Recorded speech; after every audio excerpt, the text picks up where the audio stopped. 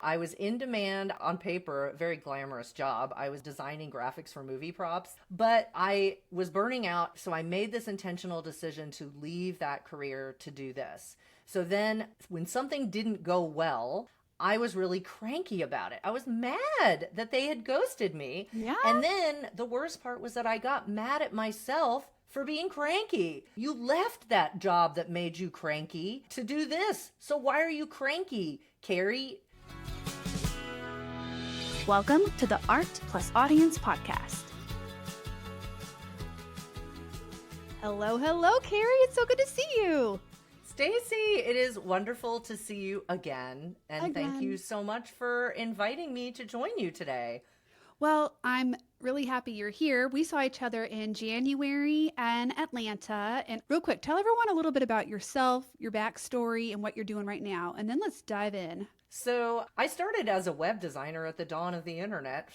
Really weird, but late 90s, early 2000s. I started out as a designer. I actually had an English degree, but I've always been a creative person. And then I kind of started discovering graphic design. So I went back to school and got another degree in graphic design. And I ended up working in the film industry as a graphic designer from 2005 until 2021, when I quote unquote retired from that industry. And it was really fulfilling and rewarding. And I'm a huge movie nerd, so I was very happy doing that. It is very exciting to go to a movie and see your name and your art on a giant screen.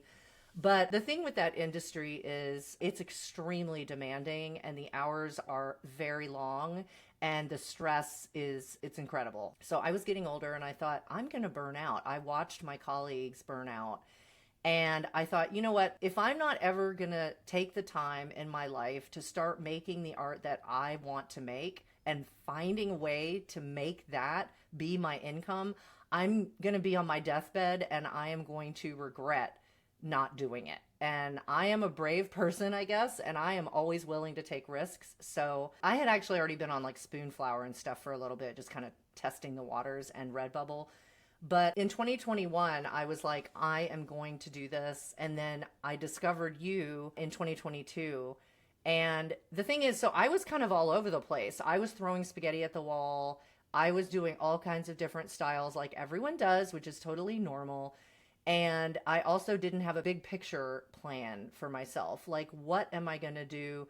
Who am I as an artist? Somebody else had been defining who I was as an artist for so long. And then when I took Leverage Your Art, it really helped me kind of solidify. Obviously, you did not ask me to be a walking billboard. I'm just doing it naturally because it does come naturally. But it helped me kind of do basically the business side of it, to look at myself as a business artist, art entrepreneur. That was what really was the game changer for me. So then afterwards, I started really pitching and, trying new things. And now I am an award-winning licensed artist, illustrator, and surface designer, I should say. I'm a Skillshare top teacher. I am a podcast host because you also gave me the courage to start a podcast. Yeah. And I'm an Etsy star seller, which was kind of a recent development. And I coach people because I believe in giving back. So that's where I am now. That's incredible. I think that, you kind of attract people who are similar to you sometimes. I think you and I have this in common. When I have a great experience, I talk about it all the time. What's interesting about that is there's a lot of trust that comes from it when it comes from an honest place. So thank you for letting me be a little part of your world. But also, I love the fact that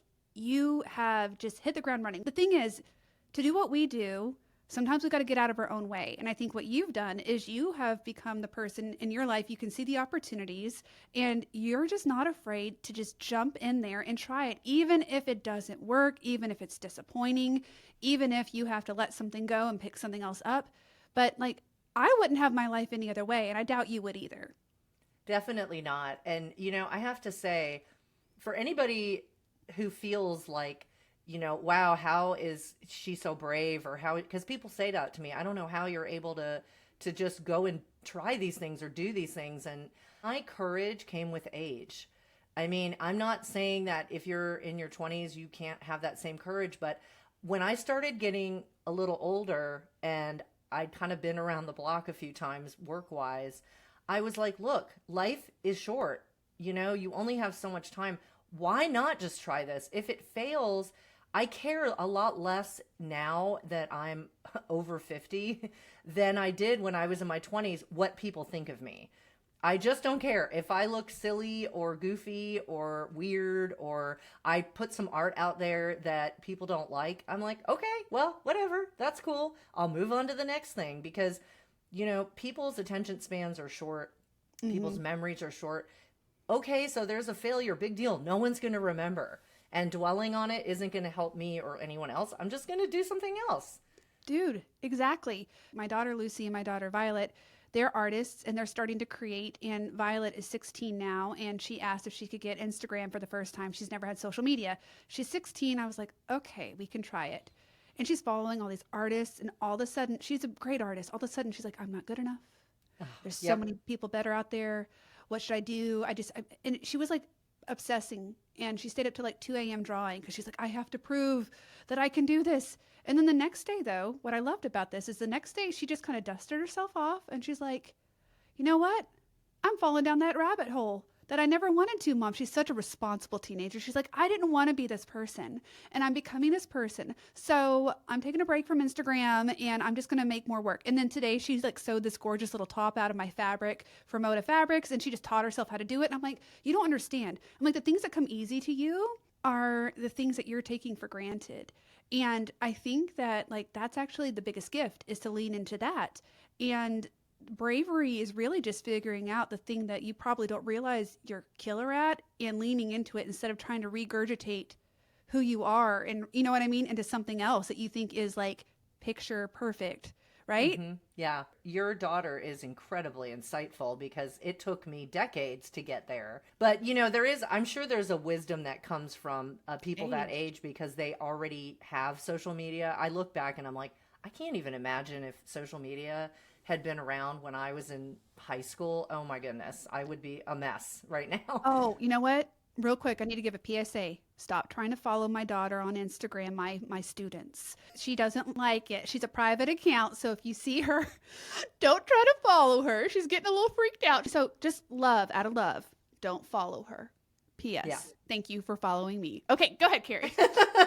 So, the thing is, bravery and courage and whatever is not something that is innate in anyone. It's not innate in me either.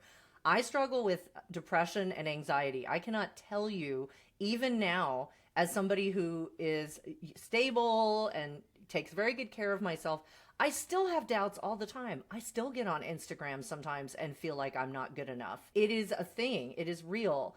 But it's how you talk to yourself. And also, my mom is a psychotherapist, and she has a sticker on her car, and it is kind of her mantra, and it is also mine. Don't believe everything you think. Just because you think that these people on Instagram are shiny and perfect and better than you, and you think that they whipped out that illustration in an hour, that does not mean that it is true. Your feelings are not necessarily reality. Now, I'm not saying to not pay attention to your feelings, but taking things with a grain of salt is very important. And comparing yourself to anyone but yourself and tracking your progress is just a recipe for disaster, because we're never going to live up to, any standard that we see someone else setting. And also, you said something, Stacie, that I quote all the time. It is, you should trademark this. You said at some point along my journey, don't compare your beginning to someone else's middle. Yep. And that is so true. When you said that, I dropped everything. And you would think, like, after years of experience and not being, I was already an adult. I already had life experience and work experience. You think I would know that, but I didn't. So being brave and trying new things and putting yourself out there is not something that comes naturally to anybody, but you have to push yourself into it and be willing to be like, look, if it doesn't go well, I'm going to be okay.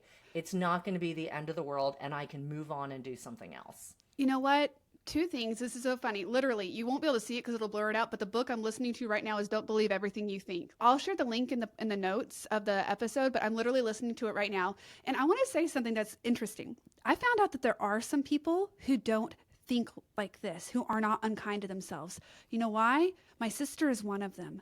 And I literally growing up, I think there's something about creative specifically. Now she's creative, but not like I would say the people are who are like trying to build this visual career, you know?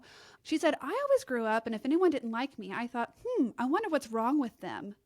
I'm Oh, amazing. Like wow. that's how confident she is. And I never had that confidence. And I was with her last Wednesday and we were talking about manifestation, if it's real. We were talking about the science behind it. Alex Hermosi doesn't think it's real. It's just about what you make it to be. And I was like, let me say something. I was like, Angie, and she understood what I meant when I said it. I was like, I didn't grow up like you. I grew up with the most negative thought life you can ever imagine. And so for me to be able to actually like sit down and like write down what I wanted and then to create a vision board to look at, I was like, it was like the only time the noise was quiet for me sometimes where it wasn't like you fraud, you know, it's scary out there because like I like so many creatives, like that was the normal. The Mm-hmm. abnormal was this visionary thing, which is like, Mm-hmm. it is possible. And I have to flex that.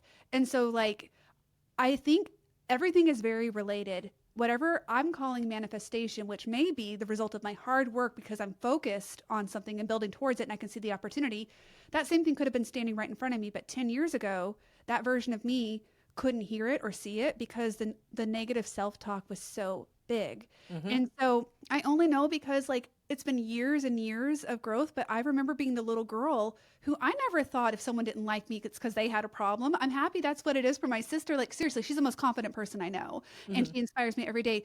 But I don't think in our neck of the woods, that's the norm. Yeah. I mean, I agree. And, you know, growing up, if someone didn't like me, of course I said, well, what's wrong with me? And like, what can I do to change so they'll like me? You Yeah. know what I mean? So that is really amazing for her. Oh, And yeah. of course, you know, here's the thing too. Those are often the people that end up being the entrepreneurs because you have to be a certain level of confident, almost sociopathic level of confident to become, you know, to start your own business. Like look at big tech guru, you know, entrepreneurs we see out there today.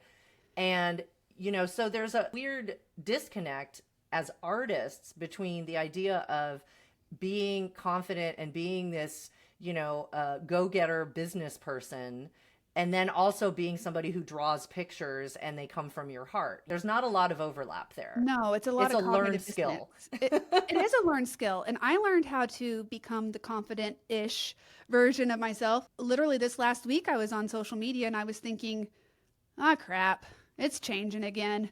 And so, you know what I did though? I just decided to be weird. Maybe this is just the default we should go into. Like when it starts to creep in, like maybe we need to double down on whatever the thing is that makes you weird. I think my gift is that I'm a little delusional. Carrie, I think I'm just a little bit like healthy amount of delusional. I'm not optimistic. I'm delusional. I just figure like what's going to hurt me here. So our family just went through something recently and I'm talking about on the podcast. My husband lost his job 2 months ago. Then he went through the process of applying for jobs and it was really drawn out. He had 4 interviews with one place and a project. And our worst fear was that we'd wait all that time and lose that time and he wouldn't get it. And he didn't get the job in the end. But I remember we were sitting there together and I was like, you know, now that the worst thing that could happen has happened and we have felt it and we're still here, like we're untouchable now. Easy to say that, but like truly, when the worst thing you imagine happens, the rejection, the failure, the bad investment, whatever it is, and you're still okay, so to speak, not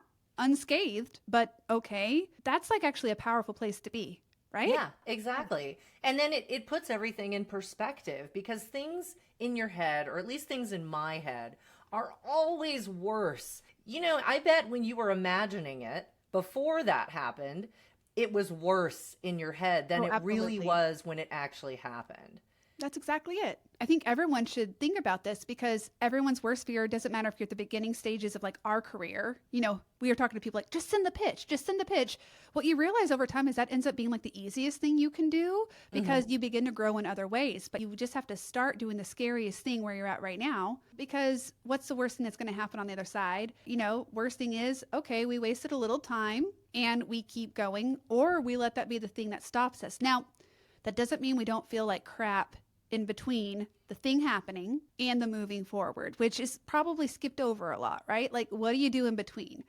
Well, the first thing that I do, and kind of why I wanted to start my podcast, was I was beating myself up for feeling cranky.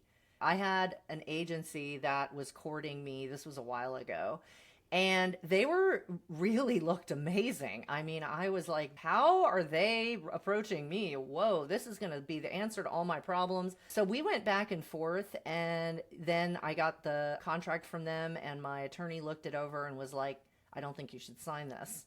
You know, I could have just jumped the gun and signed it anyway, but I'm really glad I didn't. What I actually did was I said, well, can we make these changes? And then they ghosted me. The thing is, so I made a very intentional decision to quit a career where I was getting pension, not just 401k. I said the word pension. Pension. I know. I was in demand on paper, a very glamorous job. I was making designing graphics for movie props, but I was burning out. So I made this intentional decision to leave that career to do this. So then when something didn't go well, and this was a big deal, I was really cranky about it. I was mad that they had ghosted me. Yeah. And then the worst part was that I got mad at myself for being cranky, because I thought, but this is supposed to be, you left that job that made you cranky to do this. So why are you cranky, Carrie? Bad Carrie. So I was beating myself up on top of being upset about the disappointment. So what I did was first of all, I said, it's okay for me to be cranky. You know what? This sucks. This was not ideal. I felt my feelings. You know, I didn't wallow in them or anything. And then I just picked myself back up again and I said, all right, I'm just going to move on and keep going. And, you know, by giving myself the grace to accept that it was understandable, reasonable, and normal for me to feel disappointed and frankly cranky, it made me feel better about the whole situation. And it also helped me recover faster. So it really built up my resilience. And the more times that happens, the stronger I get. So now when something happens, which it's not like that hasn't happened since then or something similar, it doesn't affect me as much. If you don't give yourself the time to figure it out, you might just do the thing where you keep yourself productive. And maybe that works for you. But I know some people who never stop and feel it. Maybe that works for some people. Who am I to judge? But I will say it's okay. It's okay to get mad. It's okay to be pissed off. It's okay to be disappointed. It doesn't always have to have the silver lining. Sometimes there is no silver lining. I think I like to make meaning of things. And so sometimes in retrospect, I can see a through line, and that gives me comfort that maybe everything serves. But in the moment, you don't feel that. Yeah, and you're not going to. I mean, that's the thing. You're talking about how when you're having a bad day or you had a bad experience and people are trying to make you feel better, you don't have any insight when you're in that place. That's totally normal. But, you know, the thing is, when you kind of push through it, I have not had, and I'm being totally honest here, I have not had any negative experience that has not at least given me one little tidbit of a learning experience, even if it was just, I don't want to do that again. I don't want to go through that again. Yeah. Because even that is, well, what can I do to mitigate the risk of having that happen again? Maybe I shouldn't have put myself in the position where that happened in the first place. So, Carrie, you talk a lot about, you know, what you do, your past with film, you mentor people. Do you still have your membership? I do, yeah. You still have your Graphics membership? gang, yeah. Graphics gang. Like, what do you want to do next? Like, if you could imagine 5 years from now, what you want your life to look like, maybe it's just what you want to have different in your life, what would it be? So I'm already trying to make that happen. I have been licensing my art for a little while now, and I love it. And I am always excited to have new art licensing partners. In fact, recently, I finally cracked the nut of getting my art on apparel. That was my big thing. So, and it is all it's cracked up to be in many ways. But the thing about me is that once I reach what I think is the ultimate end result or pinnacle of success in a certain niche of an industry or a field, I get bored and I want to go do something else. So I was in film, I was like a sought after graphic designer, and the only place to go was up, but that was to be an art director. And I didn't want to do that. I had tried being an assistant art director, and it was like, first of all, I did not have, I will say, for all art directors out there in film, you really need an architecture degree to do that job, and I don't have one. Nor can I do amazing floor plans. I think me learning SketchUp doesn't quite count. But what I want to do is I want to do editorial illustration, because I've been making, and there's nothing wrong with pretty pictures, and I am dedicated to making art that makes people laugh, so that no matter what kind of day they're having, they can like let go of it and just laugh and lighten the load for them a little bit. But it is so hard for me right now to live in a bubble and not want to create art that is somewhat reacting to and hopefully making a difference in the world and reacting to what's going on. And I'm not going to say anything political at all, but my goal is I want to create art for news or for current events that is making high concept art that is making a statement, reminding us to laugh and be happy, but also to like love each other and remember that we're all equals. And I feel like I've gotten where I wanted to be with licensing, and now that I feel pretty confident as an artist, I want to use it to help make the world a better place. And sounds so, I don't know what the word is. It sounds so arrogant for me to say that, because I can't think that I would do that, but I hope that I can start making art and getting paid to do that and getting it put out there, for everyone to see, that makes people feel happier and be better to one another. Be better to one another. I got to tell you, you're going to find that you will probably grow really in a way you don't realize when you do that. In 2018 and 2019, I feel like I went through a similar moment, where it's like, I want to do something different. I kind of was getting bored. And so that's when I started expressing my opinions and views about how we treat each other and other things. When you start speaking the things that you believe in and your truths and the things you're passionate about, there is someone else out there who's going to meet you there too. And it's going to be what they need to hear. And it could be the call to action they need for the day. I can't tell you how many times something that I thought was like a throwaway thing that I just created and put online ended up being a big part of someone else's story.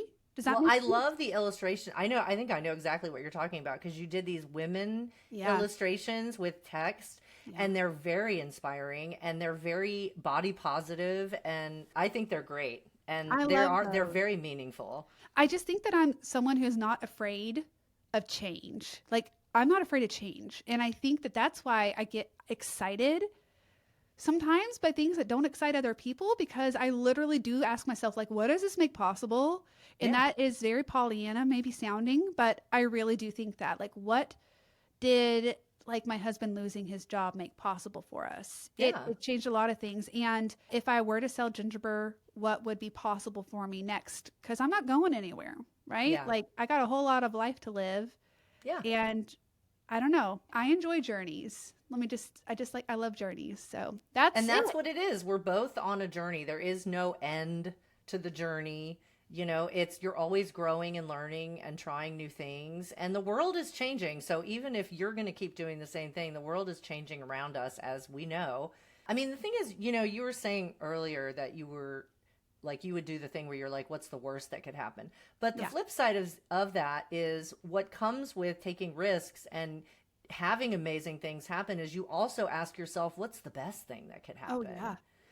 And like, I'm definitely not as risk averse as other people, like my sister who works with me. So like, Angie works in the product side of the business. And I think that like, I'm always wanting to swing big. I'm always wanting to take these big giant swings, and she will help me like try to take the right swings, which is like the benefit of having someone who can watch me from the outside. But like, we definitely wouldn't have gotten to where we have with Gingerbread if I hadn't been willing to take some big swings when other people might have like shied away. I literally am just like, all right, what am I going to do now? And I think I'm just a little bit of a scrappy gal. And I think that in a way, I know that there's no perfect roadmap. That'd be pretty boring. I know people think they want the roadmap. I think life is not built that way. You might do everything right on the roadmap, and you can't control, like I just said, when tariff increased, all of a sudden, profit margins change, and then it's like we have to pause things. Like I'm hearing the same thing. Yeah. yeah, I didn't do anything to have that happen. But Yeah. now it's like, okay, well, if I'm not going to sell the business right now, that means I'm going to take a bigger swing while I own it. And so we're playing bigger. We're trying different things at Gingerbread. I really am excited about what's happening. I cannot wait to see where this goes too, because I can tell that when I was watching or, looking at your illustrations of the women with the inspiring, motivational text and everything, I'm like, aha, I see where Stacie's heart is with this stuff and your motivation behind making it. So I love the idea of, if that's not it, but I mean, I loved seeing that. I loved seeing all of that and knowing that, you're really pouring your heart into it, and you're thinking about, you're not just, there's nothing wrong with making pretty pictures and pretty products, because those serve a purpose, and they're definitely a form of, it makes you feel better to have a nice tea towel. And, I look down sometimes, my nails are not super great right now, but when I'm like, oh, I have nice fingernails at least, it's like little things that are life's joys that can brighten up any day. But, I can tell that you also kind of are like me, where you're like, well, I also want to spread a positive message through my art. And we have this audience, obviously yours is quite a bit bigger than mine, but we still have eyeballs on our art, and it's like, why not use that opportunity to spread not just happiness, but, real awareness and maybe make a difference. I think so. And at the end of the day, like, Gingerbread is not who I am. It's something I built and created, and a lot of me went into it. But I feel like there's a lot more for us to give and to experience as creative beings. And it can manifest in a lot of different ways. So I'm excited for you to take that journey towards editorial, because I think that you're like, just hearing you talk about it, you're going to have so much fun.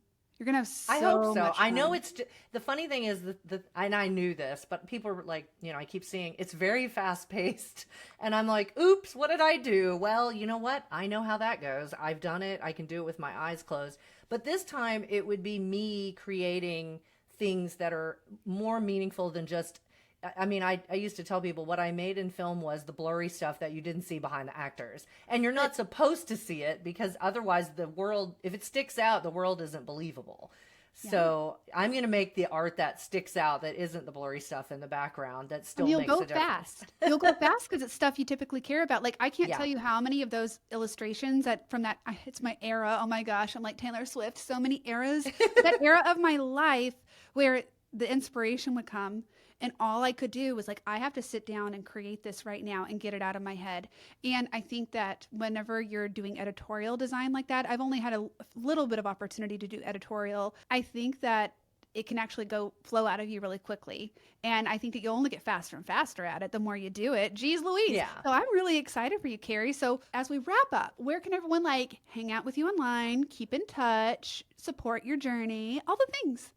So everything is a spider web out from my website, which is carriecantwell.com. So if you go there, you can find my Etsy shop and the graphics gang and my podcast and my licensing information. The only other thing is that my editorial is on kind of a separate site, but if you want to share that in the show notes, I can give that to you. But carriecantwell.com is my main website. Carrie, thank you for being here and for practically interviewing me at parts. I can tell you host a podcast, okay? Because yeah, you get it. Thank you for being here. And everyone, I hope that you loved this interview with Carrie. Go show up and support her, give her a follow, and see what happens next. Thank you so much for having me, Stacie. Thank you. Bye. Thanks so much for tuning in. Hey, could you do me a favor? Could you subscribe to this podcast and then share it with one of your best art friends? I'd really appreciate it. And then head on over to Instagram and follow me at the Leverage Your Art account, and you can keep up with all of our future episodes. Thank you so much for your support. It means everything to have you here listening and learning. Bye.